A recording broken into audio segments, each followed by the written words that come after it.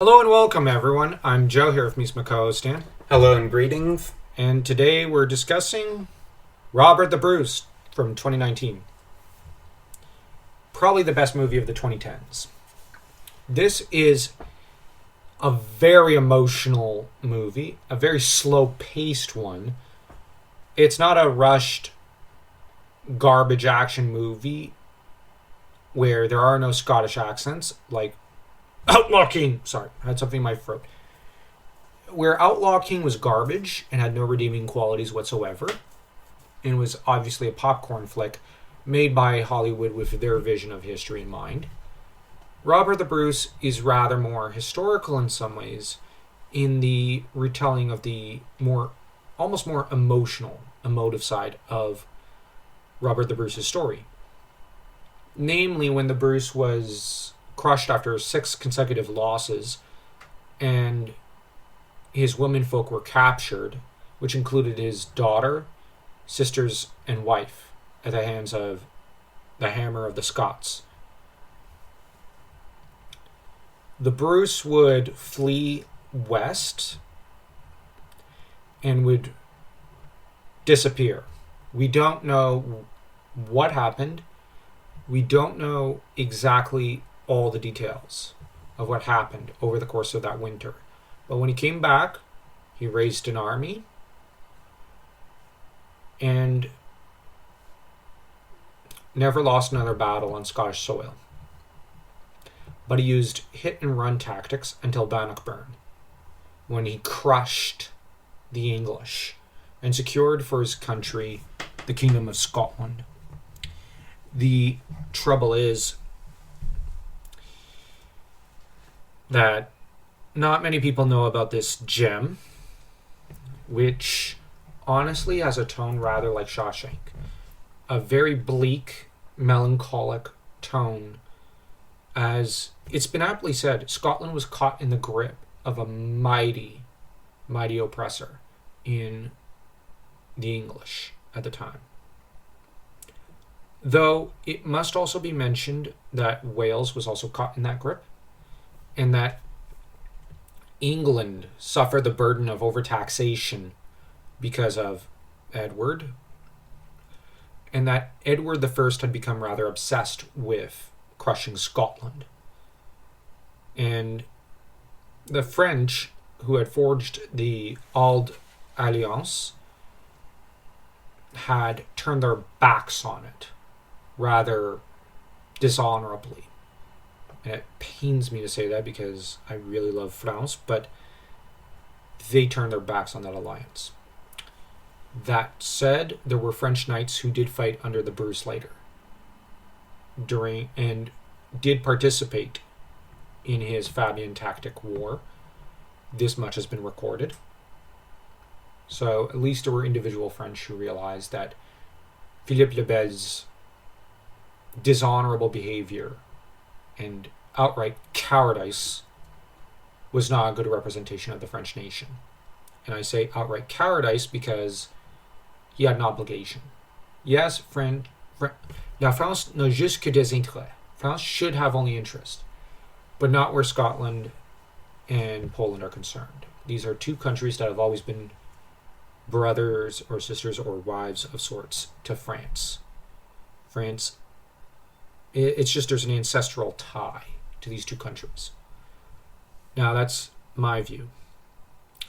And that's what makes Scotland's tale during the Wars of Independence all the more tragic, as she had, and many of her people had called upon France to at least help them, and the papacy as well.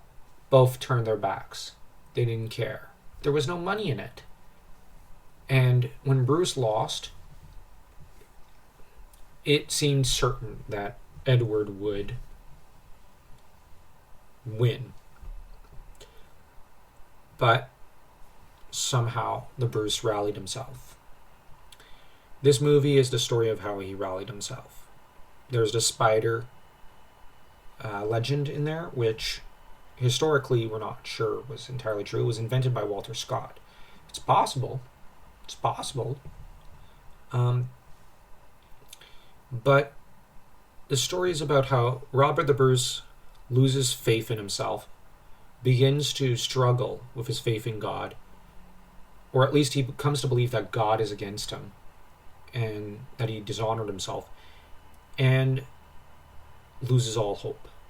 And then as he hits rock bottom, this kindly peasant family take him in, nurse him back to health, and proceed to restore his hope and his faith.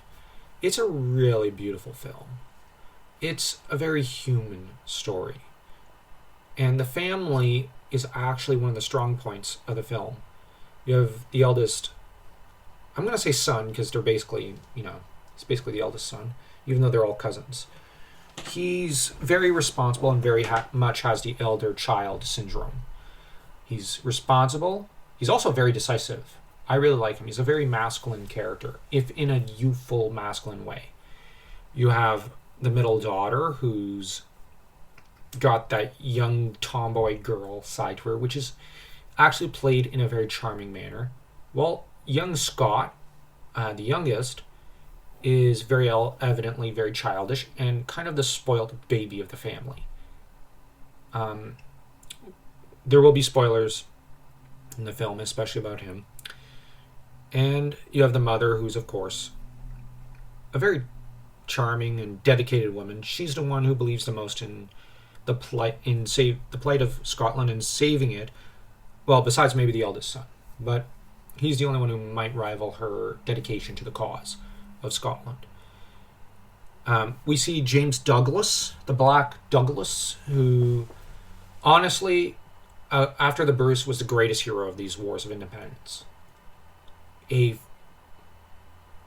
gigantic Olympian figure.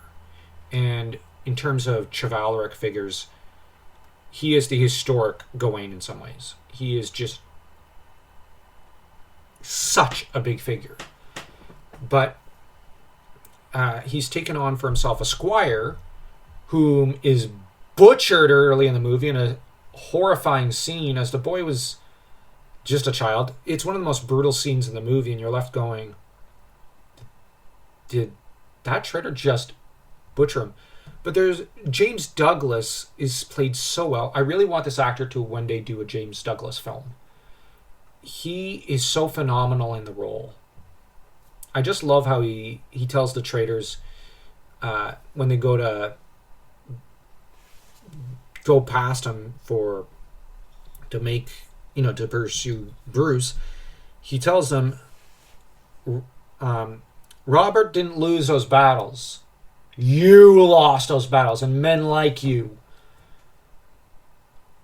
Traitor Judas. Traitors, all of you. Which, yeah, they are traitors. And it's a powerful idea that it's the traitors and weaklings who lost the war, not Robert the Bruce. Which, it puts the blame firmly on the people who were... So that the idea is that the real war is within the individuals, and that if they fail to uphold the values of their nation and to protect that which is most precious in their country, then it's them who failed it, not, say, the Bruce or Edward or something. Which, it's a very, very interesting notion, which demands the question, is the ruler really the ruler, or is he a vehicle for what the people want to an extent? There are rulers who usurp and tyrannize, it's true, but this is a very fascinating idea, in that a true king or a true leader, should they be blamed for every loss? I think to an extent yes, to an extent no. Losses happen. It's how they deal with the losses that matters. And this film is on point with a lot of things. Now, it's been criticized for the beginning when Bruce goes in and it's Common who tries to kill him in the church. That's a historic inaccuracy. But the way it's framed in the movie, that is the mother telling her son that story. But then, partway through the film, the Bruce says that he thought it was God who wanted him to be king, but he himself defiled God and God's plans with every action he took, hinting and even stating outright, for all intents and purposes, that no, what happened at the beginning is not how it happened. Basically asserting that the historical event of Bruce going in to kill the Common and then later sending a goon to finish him off is what happened. So that you have what the peasant woman wants to believe about the Bruce and the reality. And you have Bruce who's haunted by this act. And the hint of what really happened, you can see in the Bruce, in that he believes that his quest to save Scotland is damned because he committed this heretical, horrific act. And now he's being punished for it, and all his people are being punished for it. But what's so beautiful is how, he comes to slowly rally and decide, yes, I sinned, but my people have not. Therefore, there's an obligation for me as a leader and as a ruler to sacrifice and pull through for them. Because freedom is what they need from the English. Because at this time, the English were intent on genocide for the most part. And I know people may say, no, not exactly. They're interested in subjugation, assimilation, and genocide where the first two wouldn't work. The fact is, the Hammer of the Scots spilt considerable blood in Scotland with the goal of destroying the kingdom. And Robert the Bruce arose and was kind of a great champion for Scotland, saving her in her direst hour. And in this movie, though, the English don't really appear.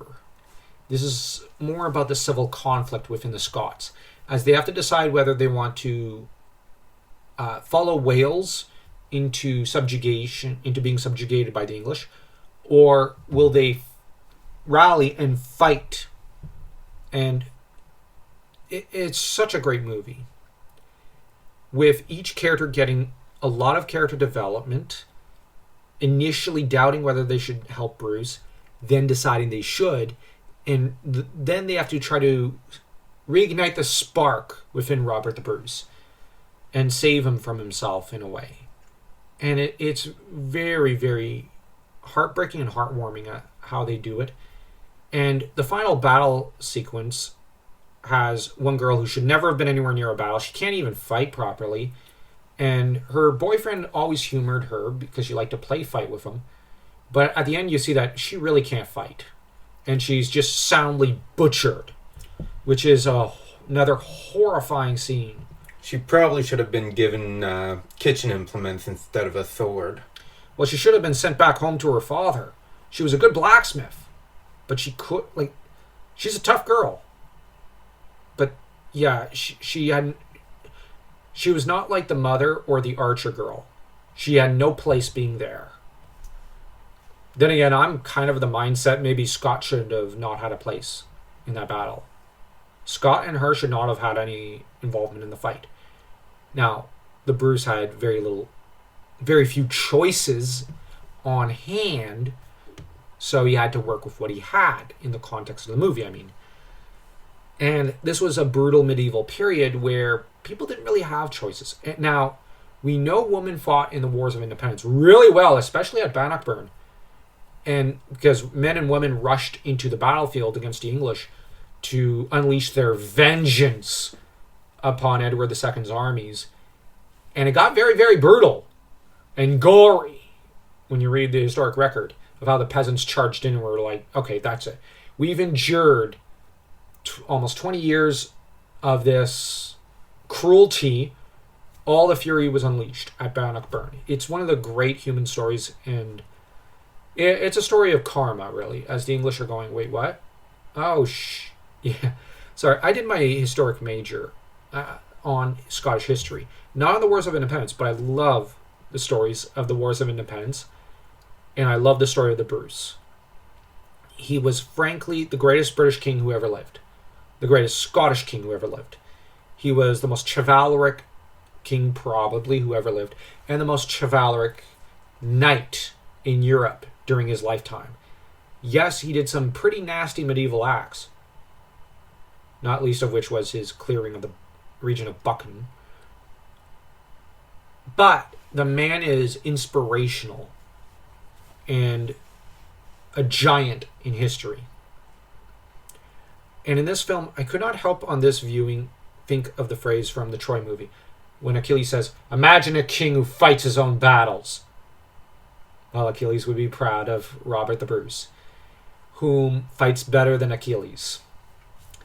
And I love the ending.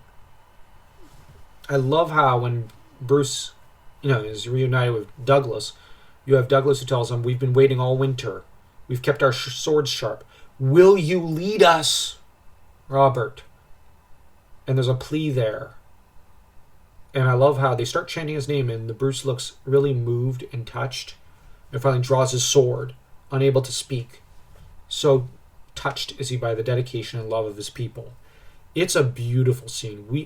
We seriously should have gotten a Nigel Tranter TV series with Angus McFadden as the star, as Robert the Bruce.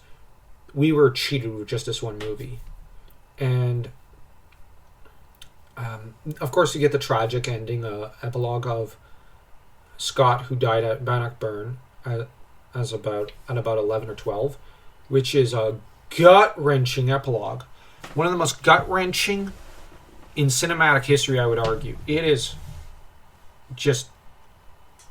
It's heartbreaking, because you do grow to love the kid, and when you realize he doesn't make it, you realize that though Scotland won her independence at Bannockburn, it was not without cost. So, and that such victories and triumphs always come with losses along the way. Life is loss in a lot of ways. You were going to say something? And it's sad that in the end, because of the premonition, Robert knew that at some point Scott might die. But he still brought him. And in a way that he had to. Because he was... I don't know if Robert the Bruce in the film had the premonition. I think it was just the mother. Yeah. But he listened to her premonition, and he still brought Scott along because he knew that he had no choice. And it's a movie that really gets into the battles that our ancestors really fought and their importance, and that it's not you need to study the history, but also to honor the ancestors, so to speak. Honor them for the sacrifices, losses, and victories they won. And not just to read history from an intellectual point of view, which is fun, but also from an emotional one, and understand where they're coming from, as well as to feel it a little. On the other hand, this is great cinema. This is cinema at its finest, and very low key, very low budget, and that just adds to it. This and Centurion are two great historic films with a lot of emotional weight to them. And even Rome, although Rome was a very high budget series, which is worth watching at some point and reviewing, but these wars are horrifying events, but they're really worth studying. I really love this movie, and I think it's probably the best movie of the 2010s, hands down. It has the depth of Train to Lisbon. It's historic like Tolkien. It does what Dark Knight Rises tries to do, but doesn't succeed as much. And it has it treats the topics that it deals with maturity and respect. And the history is, for the most part, accurate. There are a few minor hiccups, but they're nowhere near as the huge gaping historic inaccuracies in Outlaw King, for example. And I'm going to keep bashing that film. I hate that film. But this movie, it's the kind of tone and movie you want from a Scottish Wars of Independence film. It's just, it leaves you wanting more. So, I really, really, really, really, really like this film. It's safe to say it's one of my probably top 50 favorite films of all times. So let's rate this film. I'm going to say a 4. A 4. Anything less is disrespectful to the spirit of Scotland.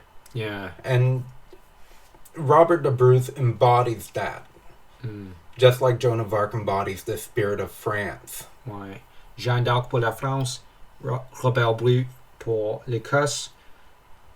Yeah, that's very true. And Miyamoto Musashi for Japan. Yeah. Kind of makes one wish there was such a figure for Canada or Quebec. But that said, if you enjoyed this video, don't forget to smash that like and that subscribe button. And until next time, take care.